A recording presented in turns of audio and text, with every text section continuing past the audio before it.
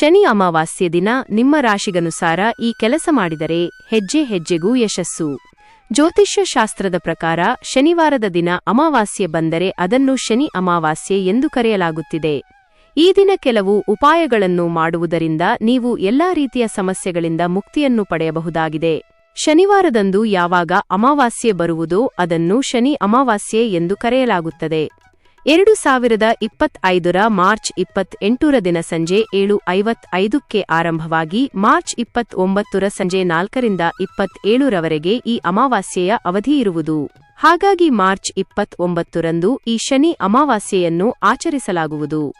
ಈ ದಿನ ಶನಿ ದೇವನು ತನ್ನದೇ ರಾಶಿಯಾದ ಕುಂಭರಾಶಿಯಿಂದ ಹೊರಬಂದು ಮೀನರಾಶಿಯನ್ನು ಪ್ರವೇಶಿಸುತ್ತಾನೆ. ಇದೇ ಮಾರ್ಚ್ 29ರಂದು 2025ರ ಮೊದಲ ಸೂರ್ಯಗ್ರಹಣವೂ ಸಹ ಸಂಭವಿಸಲಿದೆ. ಇದರ ನಂತರ ಮಾರ್ಚ್ 30ರಂದು ಹಿಂದೂ ಹೊಸ ವರ್ಷದ ಆರಂಭವಾಗುವುದು.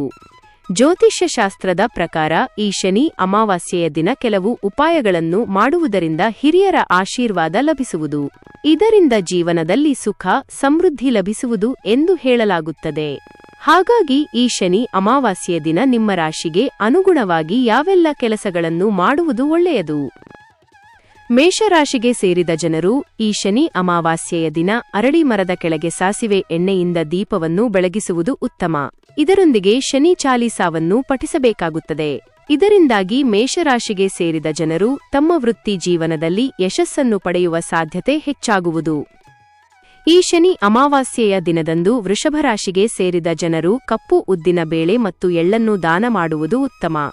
ಇದರೊಂದಿಗೆ ನೀರಿಗೆ ಕಪ್ಪು ಎಳ್ಳನ್ನು ಬೆರೆಸಿ ಶಿವಲಿಂಗದ ಮೇಲೆ ಅರ್ಪಿಸುವುದು ಒಳ್ಳೆಯದು.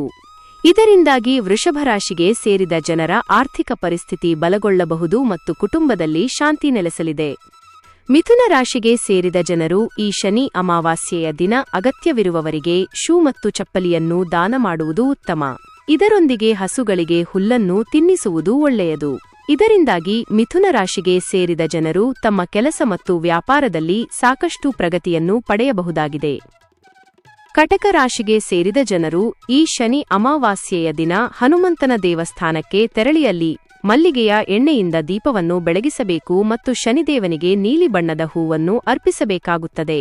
ಹೀಗೆ ಮಾಡುವುದರಿಂದ ಕಟಕ ರಾಶಿಗೆ ಸೇರಿದ ಜನರು ತಮ್ಮ ಮಾನಸಿಕ ಒತ್ತಡಗಳಿಂದ ಮುಕ್ತಿಯನ್ನು ಪಡೆಯುವುದರೊಂದಿಗೆ ಹೆಚ್ಚಿನ ಧನಲಾಭವನ್ನು ಗಳಿಸುವ ಯೋಗವಿದೆ. ಶನಿ ಅಮಾವಾಸ್ಯೆಯ ದಿನ ಸಿಂಹರಾಶಿಗೆ ಸೇರಿದ ಜನರು ಶನಿದೇವನಿಗೆ ಸಾಸಿವೆ ಎಣ್ಣೆಯನ್ನು ಅರ್ಪಿಸಬೇಕಾಗುತ್ತದೆ. ಇದರೊಂದಿಗೆ ಬಡವರಿಗೆ ಆಹಾರವನ್ನು ನೀಡುವುದು ಉತ್ತಮ. ಇದರಿಂದಾಗಿ ಸಿಂಹರಾಶಿಗೆ ಸೇರಿದ ಜನರು ನ್ಯಾಯಾಲಯಕ್ಕೆ ಸಂಬಂಧಿಸಿದ ಪ್ರಕರಣಗಳಲ್ಲಿ ಯಶಸ್ಸನ್ನು ಪಡೆಯುವ ಯೋಗ ದೊರಕುವುದು. ಇದರಿಂದಾಗಿ ನೆಮ್ಮದಿ ಕೂಡ ಲಭಿಸಲಿದೆ. ಕನ್ಯಾ ರಾಶಿಗೆ ಸೇರಿದ ಜನರು ಈ ಶನಿ ಅಮಾವಾಸ್ಯೆಯ ದಿನ ಇರುವೆಗಳಿಗೆ ಗೋಧಿ ಹಿಟ್ಟು ಮತ್ತು ಬೆಲ್ಲವನ್ನು ನೀಡುವುದು ಒಳ್ಳೆಯದು. ಹಾಗೆ ಅರಳಿ ಮರಕ್ಕೆ ನೀರನ್ನು ಅರ್ಪಿಸಬೇಕಾಗುತ್ತದೆ. ಇದರೊಂದಿಗೆ 7 ಬಾರಿ ಅರಳಿ ಮರಕ್ಕೆ ಪ್ರದಕ್ಷಿಣೆಯನ್ನು ಹಾಕಬೇಕಾಗುತ್ತದೆ. ಇದರಿಂದಾಗಿ ಕನ್ಯಾ ರಾಶಿಗೆ ಸೇರಿದ ಜನರು ಆರೋಗ್ಯ ಮತ್ತು ಆರ್ಥಿಕ ಸಮಸ್ಯೆಗಳಿಂದ ಮುಕ್ತಿಯನ್ನು ಪಡೆಯುವರು. ತುಲಾ ರಾಶಿಗೆ ಸೇರಿದ ಜನರು ಈ ಅಮಾವಾಸ್ಯೆಯ ದಿನ ಕಪ್ಪು ನಾಯಿಗೆ ಹಾಲು ಮತ್ತು ರೊಟ್ಟಿಯನ್ನು ನೀಡಬೇಕಾಗುತ್ತದೆ. ಹಾಗೆ ಬಡವರಿಗೆ ಕಂಬಳಿಯನ್ನು ದಾನ ಮಾಡುವುದು ಉತ್ತಮ. ಇದರಿಂದಾಗಿ ತುಲಾ ರಾಶಿ ಸೇರಿದ ಜನರು ಶನಿ ದೋಷದಿಂದ ಮುಕ್ತಿಯನ್ನು ಪಡೆಯುವರು. ಹಾಗೆ ನಿಮ್ಮ ವೈವಾಹಿಕ ಜೀವನದಲ್ಲಿ ಸುಧಾರಣೆಯನ್ನು ನೋಡಬಹುದಾಗಿದೆ. ವೃಶ್ಚಿಕ ರಾಶಿಗೆ ಸೇರಿದ ಜನರು ಶಿವಲಿಂಗದ ಮೇಲೆ ನೀರು ಮತ್ತು ಬಿಲ್ವಪತ್ರೆಯನ್ನು ಈ ಶನಿ ಅಮಾವಾಸ್ಯೆಯ ದಿನ ಅರ್ಪಿಸಬೇಕು.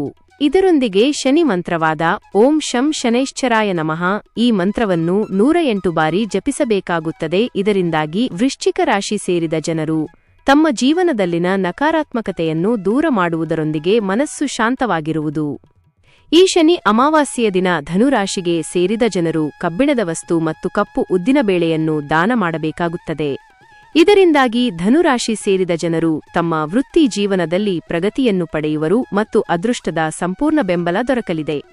ಮಕರ ರಾಶಿಗೆ ಸೇರಿದ ಜನರು ಈ ಅಮಾವಾಸ್ಯೆಯ ದಿನ ಶನಿದೇವನಿಗೆ ಕಪ್ಪು ಎಳ್ಳು ಮತ್ತು ಎಣ್ಣೆಯನ್ನು ಅರ್ಪಿಸಬೇಕಾಗುತ್ತದೆ. ಇದರೊಂದಿಗೆ ನೀರಿಗೆ ಕಪ್ಪು ಎಳ್ಳನ್ನು ಮಿಶ್ರಣ ಮಾಡಿ ಸೂರ್ಯದೇವನಿಗೆ ಅರ್ಘ್ಯವನ್ನು ಅರ್ಪಿಸುವುದು ಉತ್ತಮ. ಹೀಗೆ ಮಾಡುವುದರಿಂದ ಮಕರ ರಾಶಿಗೆ ಸೇರಿದ ಜನರಿಗೆ ಸಾಕಷ್ಟು ಲಾಭ ದೊರಕುವುದು. ಶನಿವಾರ ಕುಂಭರಾಶಿಗೆ ಸೇರಿದ ಜನರು ಬ್ರಹ್ಮಚರ್ಯವನ್ನು ಪಾಲಿಸಿ ಮತ್ತು ಉಪವಾಸವನ್ನು ಆಚರಿಸುವುದು ಒಳ್ಳೆಯದು. ಈ ದಿನ ಬಡವರಿಗೆ ಸಾಸಿವೆ ಎಣ್ಣೆ ಮತ್ತು ಕಂಬಳಿಯನ್ನು ದಾನ ಮಾಡುವುದರಿಂದ ಶುಭವಾಗಲಿದೆ. ಇದರಿಂದಾಗಿ ಕುಂಭರಾಶಿಗೆ ಸೇರಿದ ಜನರ ಆರ್ಥಿಕ ಪರಿಸ್ಥಿತಿ ಸುಧಾರಿಸಲಿದೆ ಮತ್ತು ಮಾನಸಿಕ ಶಾಂತಿ ದೊರಕುವುದು. ಮೀನರಾಶಿಗೆ ಸೇರಿದ ಜನರು ಶನಿ ಅಮಾವಾಸ್ಯೆ ದಿನ ಮೀನಿಗೆ ಗೋಧಿ ಹಿಟ್ಟಿನ ಉಂಡೆಗಳನ್ನು ತಿನ್ನಲು ನೀಡುವುದು ಒಳ್ಳೆಯದು. ಇದರೊಂದಿಗೆ ಅಗತ್ಯವಿರುವವರಿಗೆ ಆಹಾರವನ್ನು ದಾನ ಮಾಡುವುದು ಉತ್ತಮ. ಹೀಗೆ ಮಾಡುವುದರಿಂದ ಮೀನರಾಶಿಗೆ ಸೇರಿದ ಜನರು ಧನ, ಸಂಪತ್ತಿಗೆ ಸಂಬಂಧಿಸಿದ ಸಮಸ್ಯೆಗಳಿಂದ ಮತ್ತು ಸಾಲಗಳಿಂದ ಮುಕ್ತಿಯನ್ನು ಪಡೆಯುವ ಯೋಗವು ದೊರಕುವುದು.